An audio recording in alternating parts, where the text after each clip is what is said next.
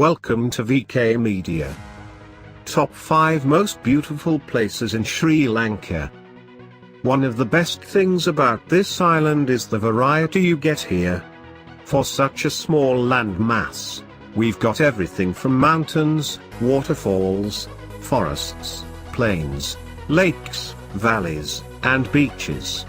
The only landscapes we actually lack are deserts and snow. Really? Number 1, Nine Arches Bridge, Di Madara. Known as Ahasname Palama in Sinhala, the Nine Arches Bridge is made completely of stone, as in, there's no steel involved at all. From what I've heard, it's known as the Ahasname Palama, the Bridge of Nine Skies, because of the view you get when you stand beneath it. 9 portals through which you can see the sky as you look upwards. Number 2, Passaduka. Passaduka's home to one of the best places to get a beach sunrise in the country. It's also immensely touristy, with plenty of luxury beach resorts dotting the bay. The main attraction is the sea, obviously, but if you're keen on hobnobbing around, there's that too.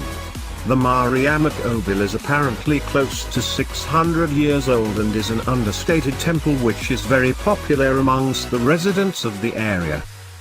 Number 3, Sigiriya. A rock fortress in which one of our patricidal kings of yore holed himself up. Sigiriya is a work of art in every sense of the word. From its waterways and ponds that are placed right at the summit, to the frescoes and mirror wall leading to it, it's a local and international favorite.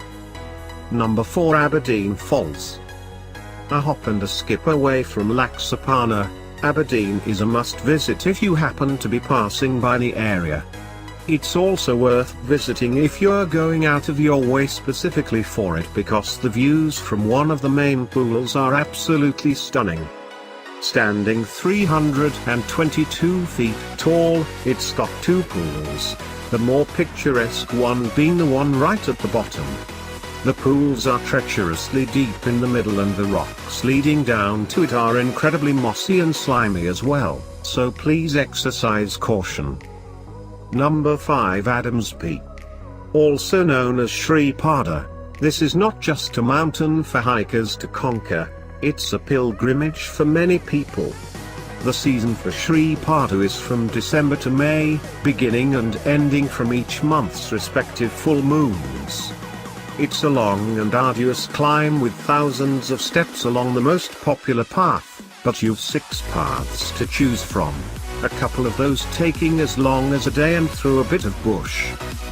It's believed that the rock formation at the summit is the footprint of many a religious figure, okay, probably just 2, with Buddhists believing it's an imprint of the Lord Buddha, and Muslims and Christians believe that it's Adam's.